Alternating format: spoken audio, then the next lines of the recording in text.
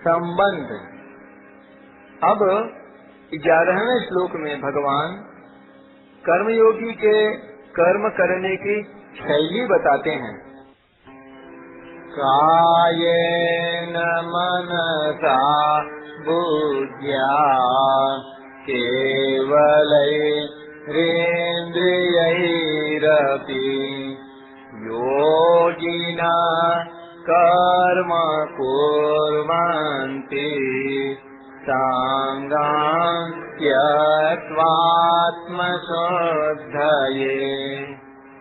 कर्मयोगी आसक्ति का त्याग करके केवल ममता रहित इंद्रियां, शरीर, मन, बुद्धि के द्वारा अंतःकरण की शुद्धि के लिए ही कर्म करते हैं। व्याख्या। योगिनः, यहाँ योगिनः पद कर्मयोगी के लिए आया है। जो योगी भगवद अर्पण बुद्धि से कर्म करते हैं वे भक्ति योगी कहलाते हैं।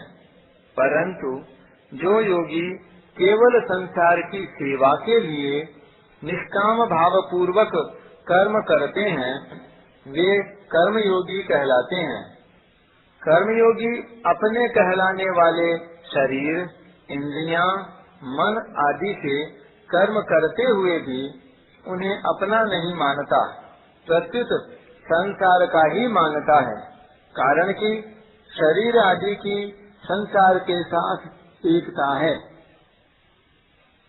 कायेन मनसा बुद्धिया केवलैरेन्द्रियैरपि, जिनको साधारण मनुष्य अपनी मानते हैं वे शरीर, इंद्रियां, मन, बुद्धि वास्तव में किसी भी दृष्टि से अपनी नहीं है, प्रत्युत अपने को मिली हुई हैं और बिछुड़ने वाली हैं।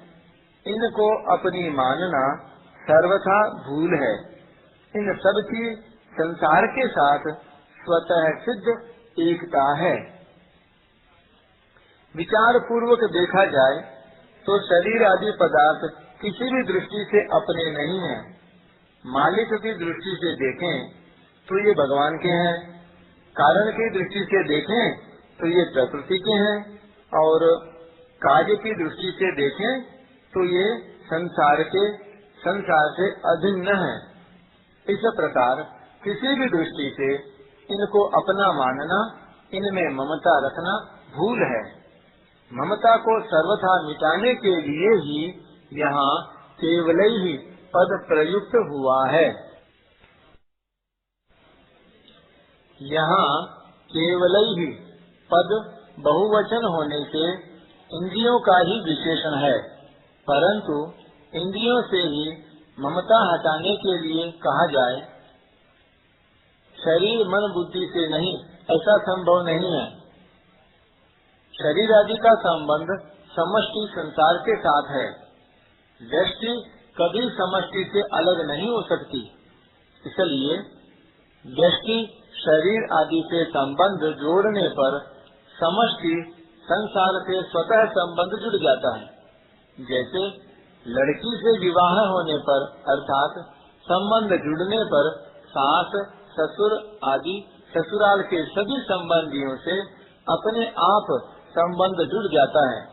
ऐसे ही संसार की किसी भी वस्तु शरीर आदि से संबंध जुड़ने पर अर्थात उसे अपनी मानने पर पूरे संसार से अपने आप संबंध जुड़ जाता है। अतः यहाँ केवलैहि पद शरीर, इंद्रियां, मन, बुद्धि सब में ही साधक को ममता हटाने की प्रेरणा करता है। टिप्पणी। यहाँ अर्थवशात विभक्ति परिणाम के अनुसार केवलैहि पद की विभक्ति का परिणाम कर लेना चाहिए, अर्थात केवलेन कायेन, केवलेन मनसा, केवलया बुद्धिया, इस तरह विभक्ति को बदल लेना चाहिए। वास्तव में कर्ता का स्वयं निर्मम होना ही आवश्यक है। यदि कर्ता स्वयं निर्मम हो तो शरीर, इंद्रियां, मन, बुद्धि आदि सब जगह से ममता सर्वथा मिट जाती है।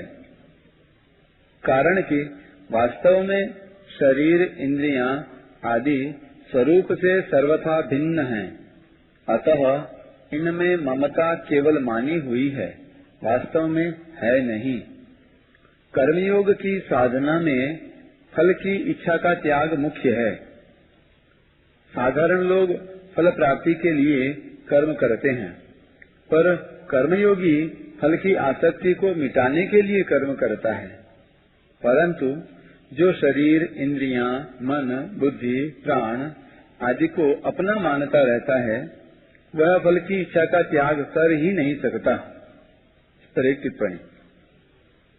यदि मनुष्य फल की इच्छा न करे तो भी शरीर आदि को अपना मानने से वह कर्म फल का हेतु बन ही जाता है, जिसका भगवान ने निषेध किया है, मां कर्म फल हेतुर्भुः। कारण कि उसका ऐसा भाव रहता है कि शरीर आदि अपने हैं, तो उनके द्वारा किए गए कर्मों का फल भी अपने को मिलना चाहिए। इस प्रकार शरीर आदि को अपना मानने से स्वतः फल की इच्छा उत्पन्न होती है। इसलिए फल की इच्छा को मिटाने के लिए शरीर आदि को कभी भी अपना न मानना अत्यंत आवश्यक है। केवल ही पद का तात्पर्य है कि जैसे वर्षा बरसती है और उससे लोगों का हित होता है, परंतु उसमें ऐसा भाव नहीं होता कि मैं बरसती हूँ, मेरी वर्षा है, जिससे दूसरों का हित होगा, दूसरों को सुख होगा। ऐसे ही इंद्रियों आदि के द्वारा होने वाले हित में भी अपनापन मालूम न दे, परंतु शरीर, मन, बुद्धि, इंद्रियों के द्वारा किसी का अभिष्ट हो गया, किसी की मन चाही बात हो गई, इन क्रियाओं को लेकर अपने मन में खुशी आती है, तो मन, बुद्धि आदि में केवलपना नहीं रहा, प्रत्युत उनके साथ संबंध जुड़ गया, ममता हो गई। संगम त्यक्त्वात्म शुद्धये, पीछे 10वें श्लोक में भी संगम त्यक्त्वा पद आए हैं, अतः इनकी व्याख्या वहीं देखनी चाहिए। साधारणतः मल, विक्षेप और आवरण दोष के दूर होने को अंतःकरण की शुद्धि माना जाता है, परंतु वास्तव में अंतःकरण की शुद्धि है शरीर, इंद्रियां, मन, बुद्धि से ममता का सर्वथा मिट जाना। शरीर आदि कभी नहीं कहते कि हम तुम्हारे हैं और तुम हमारे हो, हम ही उनको अपना मान लेते हैं। उनको अपना मानना ही अशुद्धि है, ममता मल जरी जाई। अतः शरीर आदि के प्रति अहंता, ममता पूर्वक माने गए संबंध का सर्वथा अभाव ही आत्मशुद्धि है। इस श्लोक में आए केवल ही पद से शरीर, इंद्रियां, मन, बुद्धि को अपना न मानने की बात आई है, अर्थात वहाँ केवल ही पद में अपनापन हटाने का उद्देश्य है, और यहाँ आत्मशुद्ध ये पद में अपनापन सर्वथा हटने की बात आई है। तात्पर्य यह है कि अंतःकरण की शुद्धि के लिए अपनापन सर्वथा हटाने के उद्देश्य से शरीर, इंद्रियां, मन, बुद्धि को अपना न मानने पर भी इनमें सूक्ष्म अपनापन रह जाता है। उस सूक्ष्म अपनेपन का सर्वथा मिटना ही आत्मशुद्धि अर्थात अंतःकरण की शुद्धि है। अहंता में भी ममता रहती है। ममता सर्वथा मिटने पर जब अहंता में भी ममता नहीं रहती, तब सर्वथा शुद्धि हो जाती है।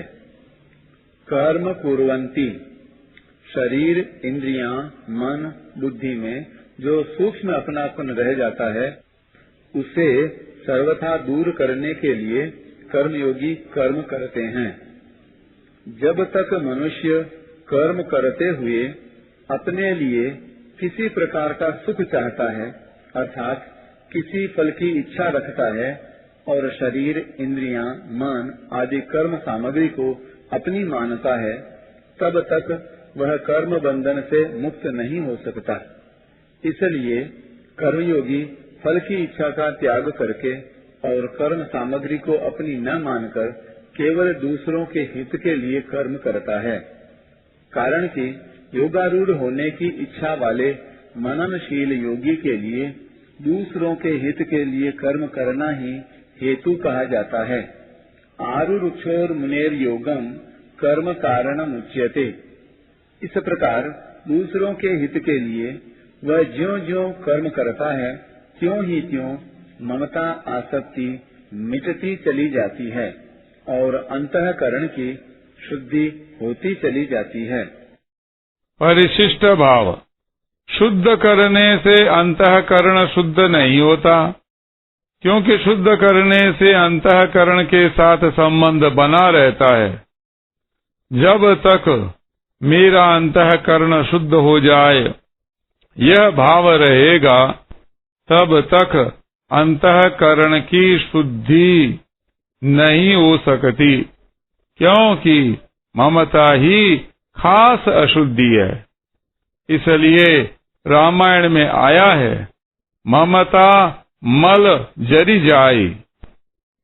भगवान ने भी यहाँ केवल ही पद से अंतःकरण के साथ ममता न रखने की बात कही है। शरीर, इंद्रियां, मन और बुद्धि में ममता का सर्वथा अभाव हो जाना ही अंतःकरण की शुद्धि है। अतः अंतःकरण में ममता अपनापन सर्वथा मिटाने के उद्देश्य से कर्मयोगी अनासक्त भाव से कर्म करते हैं। वे अपने लिए कोई कर्म नहीं करते, कारण कि ममता रखने से कर्म होते हैं, कर्मयोग नहीं होता। अपने लिए कोई कर्म न करने से कर्मयोगी की गति स्वरूप की तरफ होती है। कर्मयोगी पहले ममता रहित होने का उद्देश्य बनाकर कर्म करता है, फिर उसके उद्देश्य की सिद्धि हो जाती है।